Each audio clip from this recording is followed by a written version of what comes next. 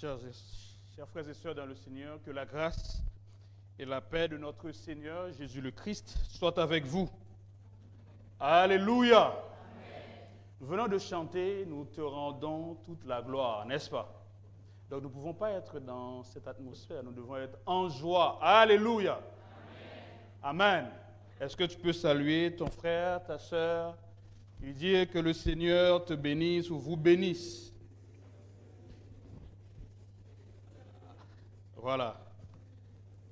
La sœur Paola dit que nous ne devons pas être dans un esprit de timidité. Donc il faut le regarder, faire un joli sourire et dire que le Seigneur te bénisse ou vous bénisse.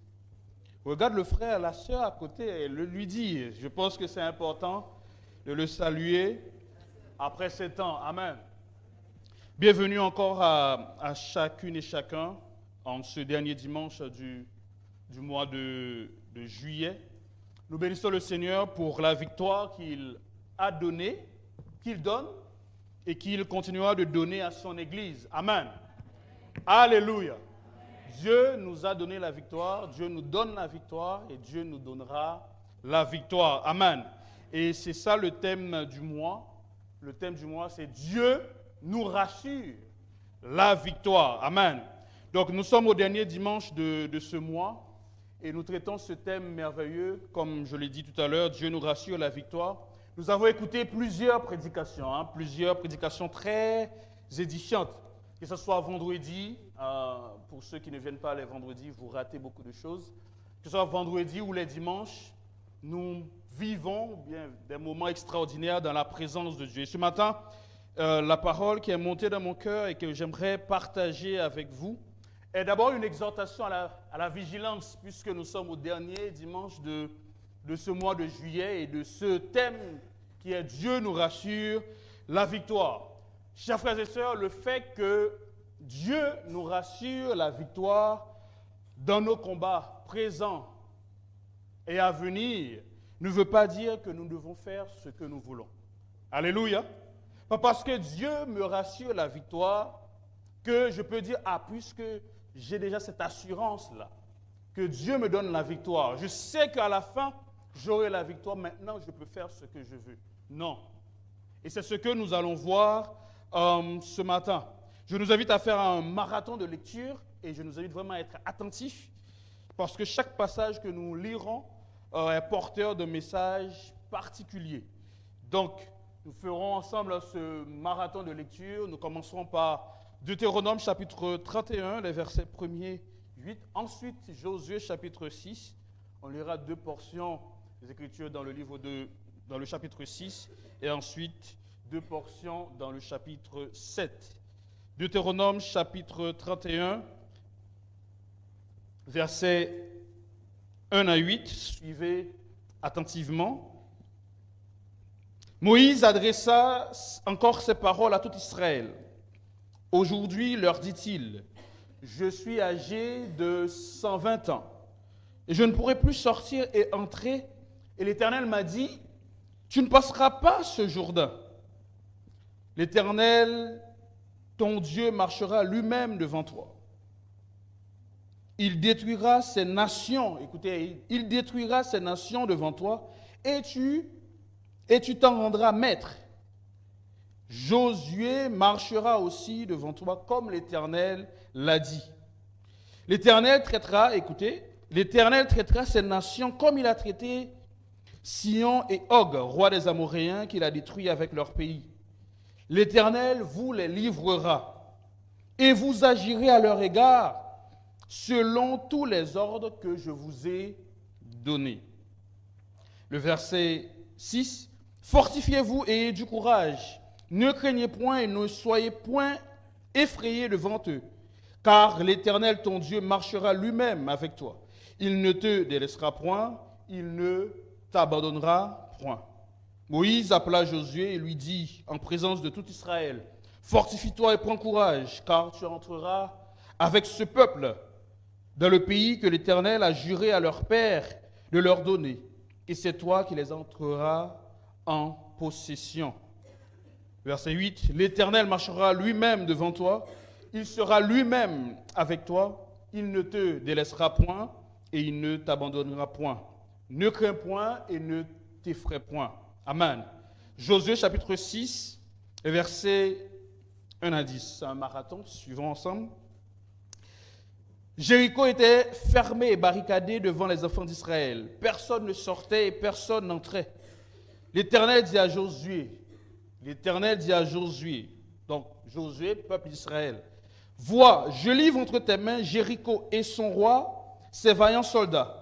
Faites le tour de la ville, vous tous les hommes de guerre, faites une fois le tour de la ville. Tu feras ainsi pendant 6 jours. 7 sacrificateurs porteront devant l'arche 7 trompettes retentissantes. Le 7e jour, vous ferez 7 fois le tour de la ville et les sacrificateurs sonneront des trompettes. Quand ils sonneront de la corne retentissante, quand vous entendrez le son de la trompette, vous tout le peuple poussera de grands cris. Alors, la muraille de Jéricho, la muraille de la ville s'écroulera et le peuple montera chacun devant soi. Josué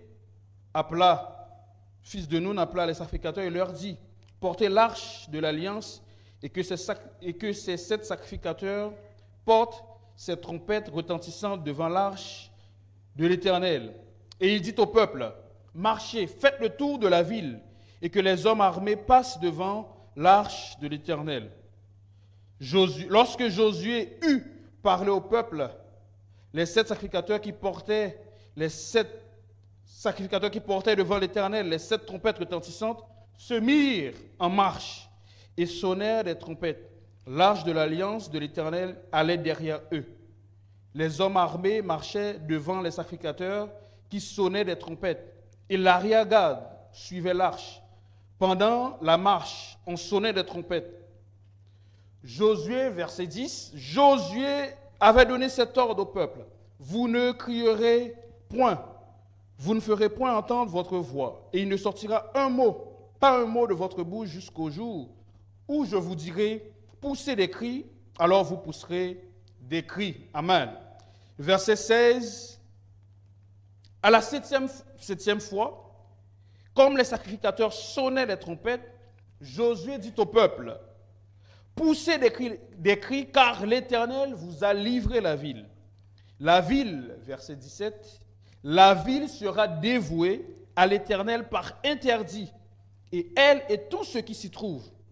Mais on laissera la prostituée, Rahab, la prostituée, et à tous ceux qui seront avec elle dans la maison, parce qu'elle a caché les messagers que nous avions envoyés. Gardez-vous seulement de ce qui sera dévoué par interdit, car si vous preniez de ce que vous aurez dévoué par interdit, vous mettriez le camp d'Israël en interdit et vous y jetterez le trouble. Tout l'or, tout l'argent et tout l'or, tous les objets d'airain et de fer seront consacrés à l'Éternel et entreront dans le trésor de l'Éternel. Le dernier passage, le dernier texte, Josué 7, 1 à 7. Les enfants d'Israël commirent une infidélité au sujet des choses dévouées par interdit. Akan, fils de Carmi, fils de Zabdi, fils de Zérach, de la tribu de Juda, prit des choses dévouées. Et la colère de l'Éternel s'enflamma contre les enfants d'Israël.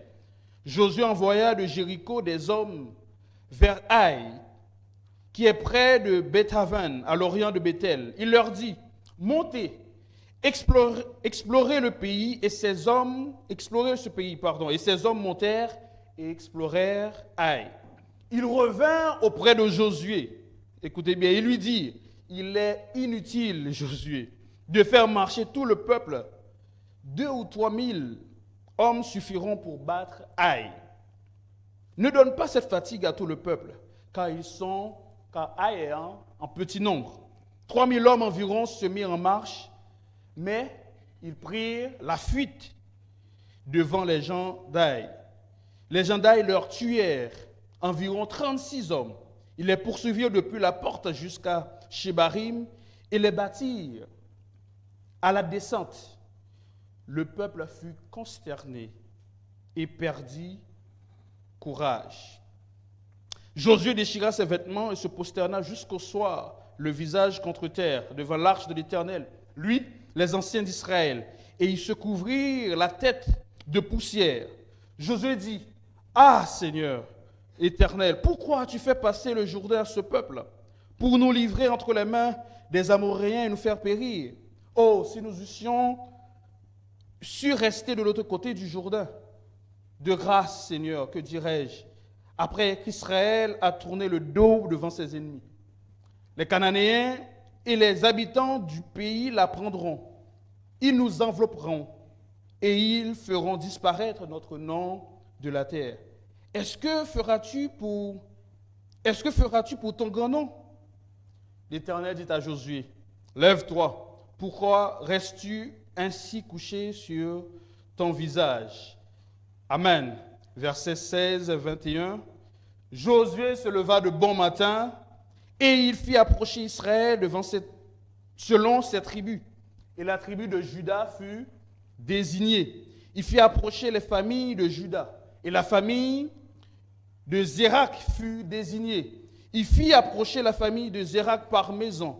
Et Zabdi fut désigné. Il fit approcher la maison de Zabdi par homme. Et Akan, fils de Carmi, fils de Zabdi, fils de Zérak ou Zérach, de la tribu de Juda, fut désigné. Josué dit à Akan, mon fils, donne gloire à l'Éternel, le Dieu d'Israël, et rends-lui hommage. Dis-moi donc ce que tu as fait, ne me le cache point. Akan répondit à Josué et dit, il est vrai que j'ai péché contre l'Éternel, le Dieu d'Israël. Et voici ce que j'ai fait. J'ai vu dans le butin un beau manteau de Shinéar, 200 cycles d'argent et un lingot d'or du poids de 50 cycles. Je les ai convoités et je les ai pris. Ils sont cachés dans la terre au milieu de ma tente et l'argent est dessous. Que le Seigneur bénisse sa parole pour l'édification commune de nos âmes. Amen. Alléluia. Je pense qu'aujourd'hui, on a eu à lire la Bible. Je pense que c'est un bel exercice pour plusieurs. Alors, le thème que j'aimerais partager avec nous s'intitule « Dieu nous rassure la victoire, mais ne faisons pas comme Akan. » Amen. Dieu nous rassure la victoire, mais ne faisons pas comme Akan. Alléluia. Soyons dans la joie quand même. Hein?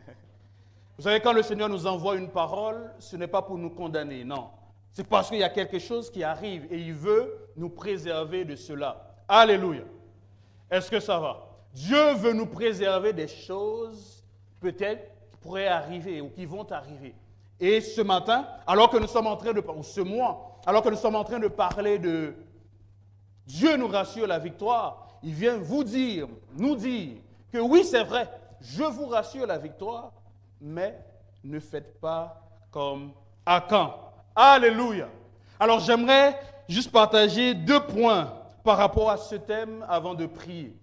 Mais juste avant de partager ces 2 points, j'aimerais mettre notre texte dans le contexte de notre thème. Alors, Dieu nous rassure la victoire. C'est ça notre thème du mois, n'est-ce pas? Mais c'est ce qui va se passer avec le peuple d'Israël. Vous savez, Dieu a promis aux enfants d'Israël la victoire. Après la sortie d'Égypte, Dieu a envoyé Moïse, n'est-ce pas? Moïse est sorti, est venu pour délivrer le peuple. Dieu a promis à ce peuple que vous aurez la victoire. Peu importe les combats, peu importe les difficultés que vous allez rencontrer, vous aurez la victoire, n'est-ce pas? Alléluia. Dieu a rassuré déjà aux enfants d'Israël parce qu'il leur a promis le pays qui est extraordinaire, n'est-ce pas? Canaan. Il dit, c'est sûr et certain que vous aurez Canaan. Il y aura des combats, il y aura des difficultés, mais soyez sûrs, soyez rassurés, enlevez la peur, enlevez toutes ces choses, vous aurez la victoire. Amen. Parce que je suis l'Éternel, votre Dieu. Vous entrerez dans ce pays. Et là, quelque chose va se passer, c'est que Moïse, l'homme, entre guillemets, qui était porteur de cette promesse, va mourir. Dieu va lui dire, Moïse, tu ne peux plus rentrer dans ce pays, n'est-ce pas? Donc vous imaginez déjà la tristesse qu'il pouvait avoir quand les gens ont entendu, ont compris que Moïse ne va pas entrer à Canaan. Peut-être, pas peut-être, probablement, il y a eu peut-être du désespoir, du découragement. Peut-être certains ont dit, mais qu'est-ce qu'on va faire? Un homme qui passait du temps avec Dieu. On dit que Moïse était 40 jours, 40 nuits, dans la présence de Dieu. C'est extraordinaire, n'est-ce pas? Mais Dieu va continuer, dans notre texte de Deutéronome, chapitre 31. Dieu va continuer à rassurer son peuple. Il va rassurer son peuple en disant que là, maintenant, j'ai choisi qui? J'ai choisi Josué. Et c'est Josué qui va vous faire entrer dans ce pays. Il va dire que, comme je l'ai fait devant les autres ennemis, vous aurez encore la victoire. Vous entrerez en possession de ce pays. Tous les combats qu'il y aura, vous aurez la victoire. Quelle assurance, n'est-ce pas? Alléluia. Dieu vient rassurer le peuple en disant, vous aurez la victoire. Vous imaginez maintenant le peuple qui a encore cette assurance en disant que, ok, Moïse ne pourra pas nous faire entrer, il va partir, il va mourir ou bien il est mort, mais on a quelqu'un d'autre. Et Dieu vient encore nous rassurer qu'on aura. Donc vous imaginez déjà cette assurance-là. C'est un peu comme lors de la Coupe du Monde, vous voyez que certains pays, ils mettent des choses sur les épaules pour montrer, voilà. Pour montrer tellement ils sont confiants de leur équipe et qu'ils auront la victoire face aux autres équipes. N'est-ce pas? Je ne vois pas la balle. Hein. Je regarde les Ivoiriens, les Congolais, mais je ne dis rien, n'est-ce pas? Donc, c'est ce qui s'est passé, entre guillemets. Le peuple était tellement confiant. Ils ont eu à combattre avec des ennemis et ils ont remporté aussi la victoire. Et ça, c'est quelque chose d'extraordinaire. Et c'est la même chose qui s'est passée peut-être avec plusieurs d'entre nous. Dieu nous a rassurés. Vous imaginez, on est face à une maladie peut-être incurable. Et puis, comme le cancer. Et un docteur, ou bien Dieu, je vais dire, si je dis Dieu, peut-être vous allez dire que c'est trop, mais le docteur vous dit que ne vous inquiétez pas. Ce cancer-là, même si on dit que c'est parfois incurable, mais à la fin, vous allez vous en sortir. Ça vous donne une force, n'est-ce pas? Ça fait que même quand vous perdez les cheveux, même quand vous n'arrivez plus à manger comme il faut, mais vous avez quand même cette assurance que non, la mort n'aura pas raison sur moi. Parce que le docteur, le médecin a dit que tôt ou tard, c'est-à-dire je redeviendrai normal. Ça donne une assurance, n'est-ce pas? Alléluia. Ça nous donne cette assurance. Et c'est ça, c'est cette chose-là que nous aussi, on vit. On vit cette assurance pendant que le Seigneur nous donne cette victoire. Je pense que Dieu a fait des promesses à plusieurs. Hein? Plusieurs ont reçu des paroles, des messages de manière directe et indirecte de Dieu. Et vous dit, ne vous inquiétez pas. Vous voyez, ce que vous traversez là, non, ça c'est petit. L'inscription, vous l'aurez. Le boulot, vous l'aurez. Ce ministère, vous entrez dans votre ministère. Et là, on est tous confiants. Et c'est très bien. Maintenant, voyons un peu ce que le Seigneur va dire par la suite. C'est la suite de notre thème. Le peuple d'Israël arrive devant Jéricho. L'assurance continue, n'est-ce pas? Il arrive devant Jéricho. Dieu va encore rassurer à ce peuple que Jéricho va s'écrouler. Dieu donne des instructions. On l'a lu Josué chapitre 6. Il donne des instructions. Il dit, voilà ce qu'il faut faire. Il faut mettre les 7 trompettes, les sacrificateurs qui passent. Et Josué a suivi ces directives-là. Il a appelé les 7 sacrificateurs, les 7 trompettes. Le peuple marchait, les guerriers ils ont poussé des cris de joie. Toutes ces choses ont été respectées. Et boum, Jéricho s'est écroulé comme Dieu l'avait dit, n'est-ce pas? Ça donne encore une assurance encore plus extraordinaire au peuple. Donc, ce qui fait que Dieu avait dit, quand nous l'avons lu dans Deutéronome, chapitre 31, il disait que les autres peuples également sauront que, voilà, je suis Dieu. Sauront que ce peuple-là n'est pas n'importe quel peuple. Vous imaginez, vous rappelez que à cette époque, quand il y a eu des combats, le peuple qui remportait tout le temps la victoire, avait une réputation extraordinaire. Les autres peuples avaient peur de ce peuple. Quand vous lisez l'histoire d'Israël, les ennemis souvent ont peur ou avaient peur d'attaquer Israël. Parce qu'ils ont dit, ils ont un Dieu là qui... L'histoire de Balaam, il appelle même quelqu'un pour pouvoir maudire le peuple pour qu'eux-mêmes ils puissent avoir la victoire. Pour dire qu'Israël était tellement confiant, tellement rassuré de la victoire. Mais quelque chose va se passer dans Josué chapitre 6. Dieu va dire quelque chose. Il va dire au peuple d'Israël, à Josué, au peuple d'Israël, parce que Josué transmet ces informations. Il dit, la ville, verset 17, on peut mettre ça s'il vous plaît? Josué chapitre 6, le verset 17. Il dit, après la 7e fois, vous allez crier, etc., la muraille va s'écrouler. Il dit, la ville sera dévouée par interdit, et elle et tout ce qui s'y trouve. Mais on laissera en vie Rahab, la prostituée, et tous ceux qui seront avec elle de la maison parce qu'elle a caché. Donc Rahab a épargné, mais tous les autres doivent mourir, n'est-ce pas?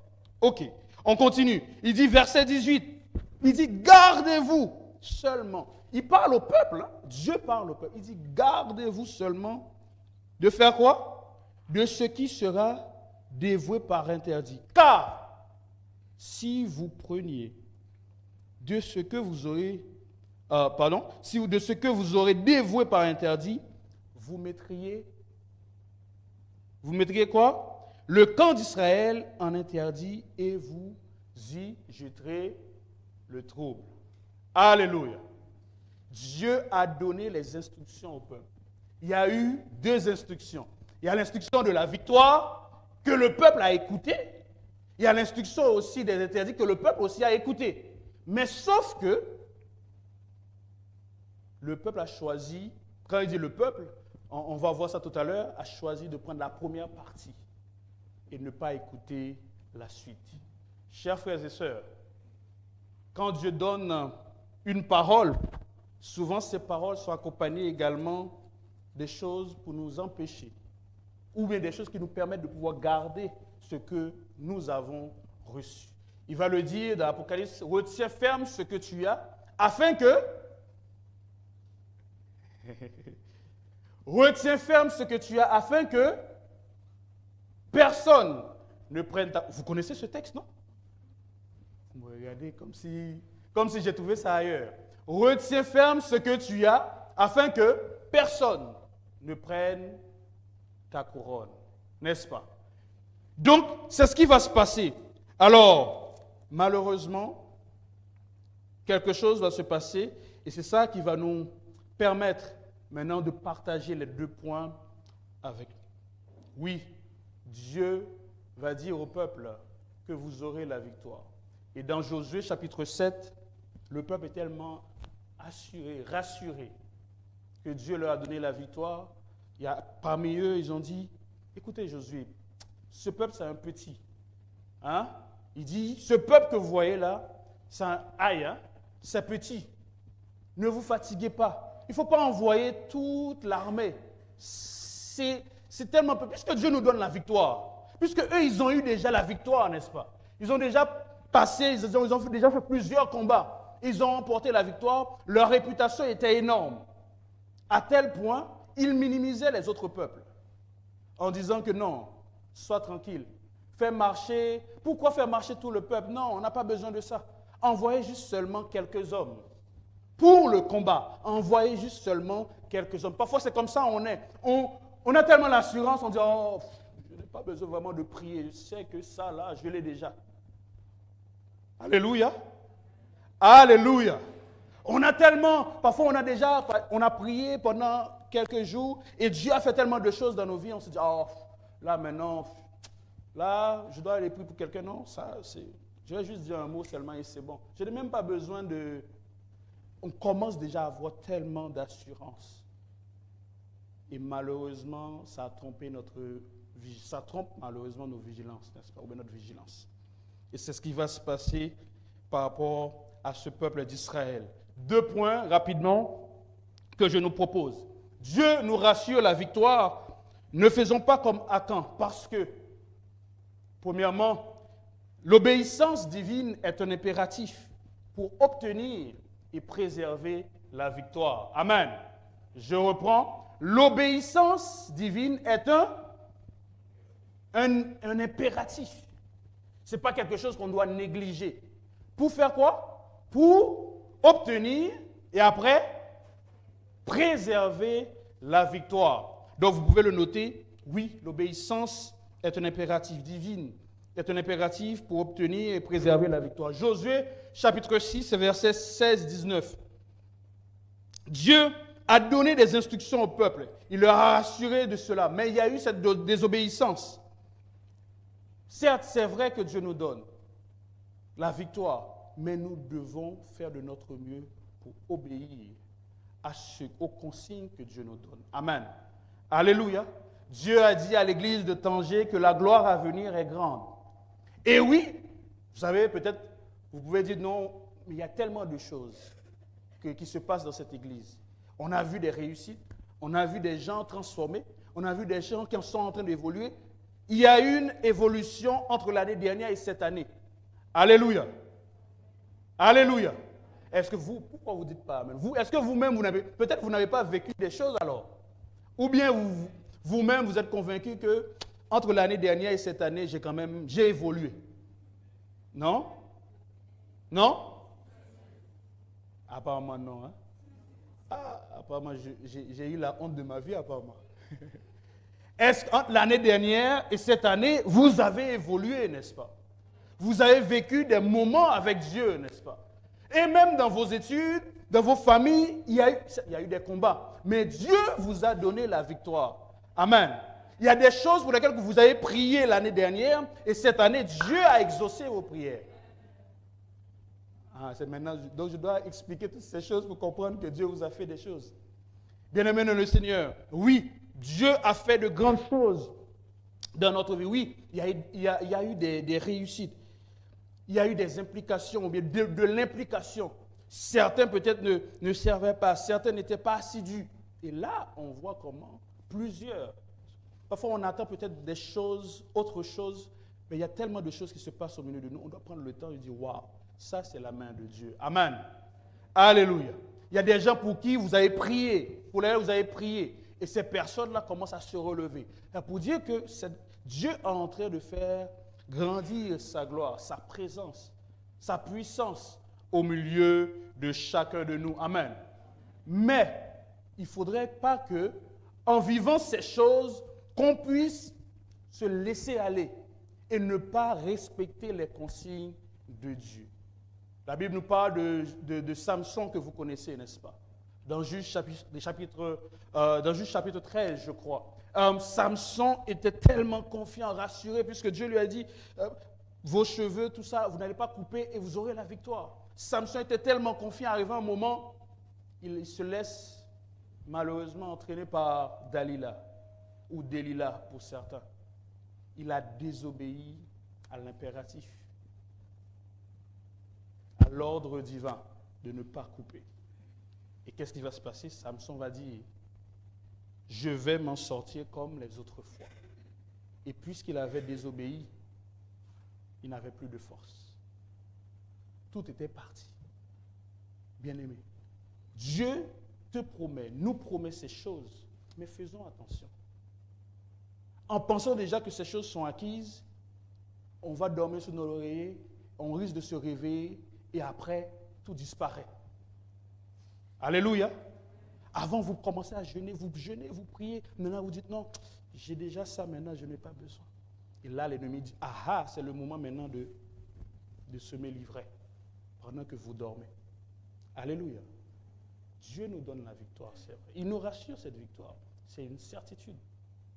Et c'est pour cela, le dimanche dernier, on a dit que c'est tour-là qu'il faut bâtir, n'est-ce pas? Pour ceux qui étaient là le dimanche, c'est tour qu'il faut bâtir parce qu'on nous disait que cette tour nous permet de quoi? Pour nous protéger.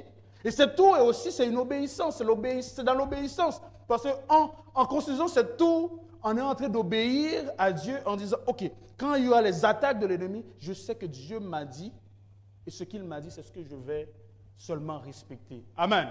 Le diable n'aura pas l'occasion comment dirais-je, de jeter le trouble. Pourquoi? Parce que Dieu a réellement dit. Et Josué, chapitre 7, le peuple part. Ils pensent que non, ils vont également avoir la victoire comme les autres fois, comme Samson le disait. Et là, ils ont été malheureusement,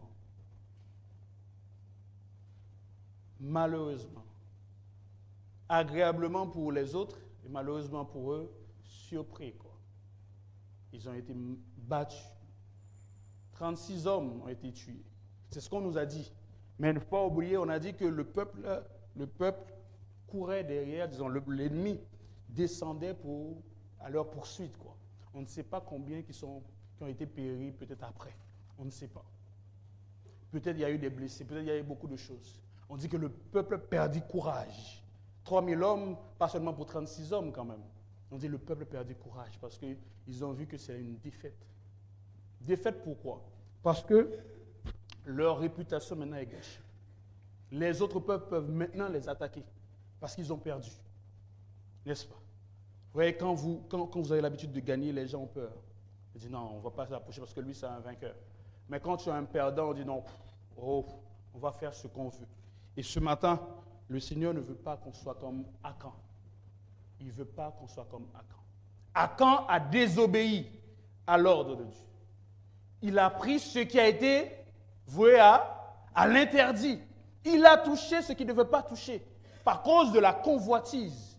Combien de choses combien de convoitises qui nous poussent maintenant à la fin, il dit, vous savez pourquoi j'ai fait ça? Parce que, étant un groupe, si vous avez des tensions entre vous, comment allez-vous conduire tout un peuple? Votre manière de vivre, votre manière de faire aura une répercussion sur le culte. Ce n'est pas possible que vous soyez devant en train de dire « Seigneur, je t'adore » alors qu'entre vous, ça ne va pas.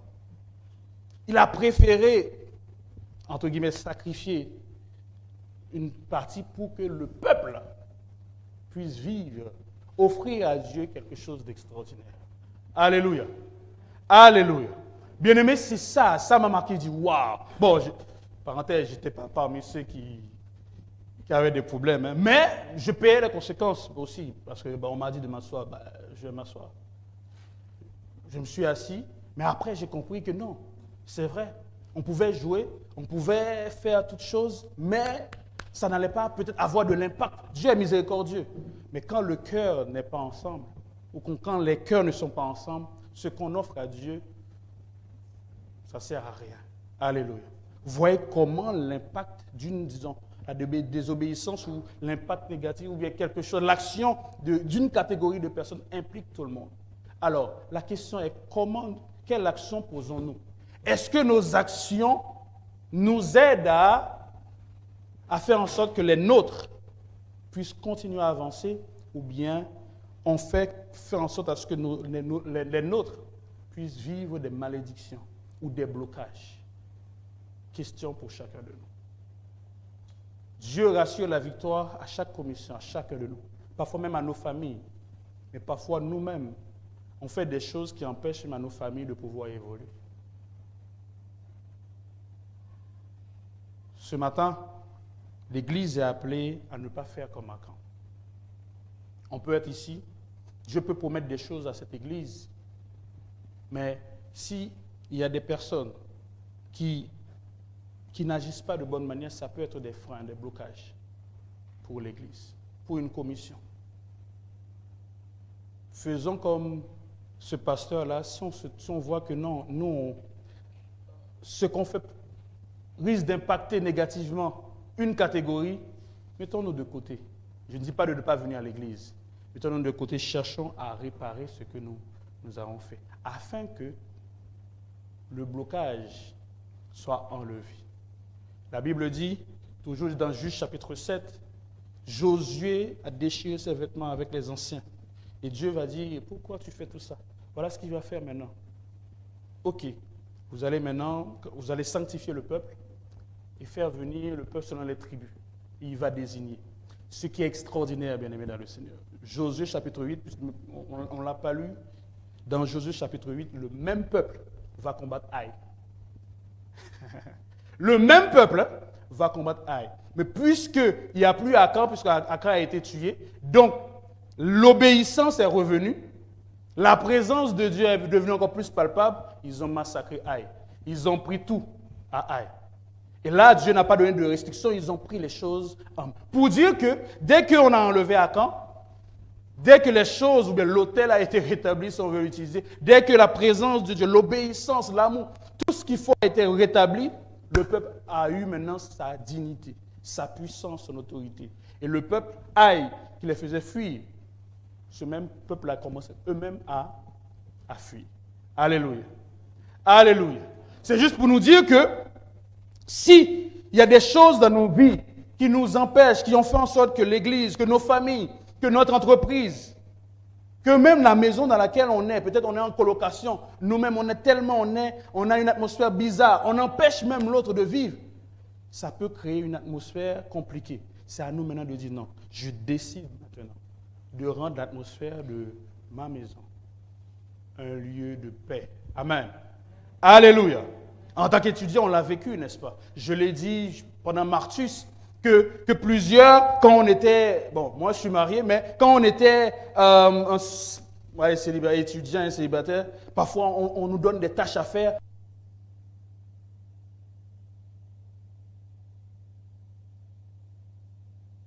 Certains ne veulent pas faire des tâches et c'était compliqué. Ce qui fait que ça crée.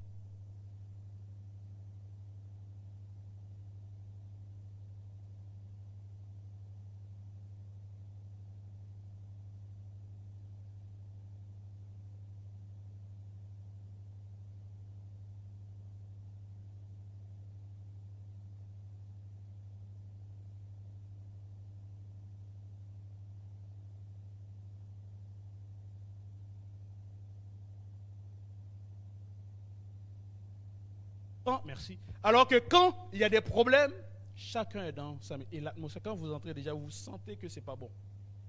Bien-aimés dans le Seigneur, ne soyons pas comme Akan. Soyons plutôt comme ceux-là qui continuent d'obéir. Une erreur d'une personne peut anéantir toute l'équipe. Faisons de notre mieux et veillons les uns sur les autres. Oui, Dieu te rassure, nous rassure la victoire. Et c'est certain.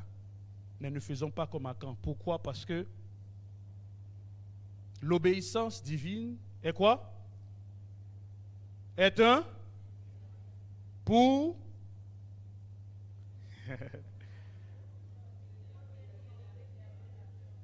apparemment aujourd'hui là, l'obéissance divine est pour obtenir et préserver la victoire.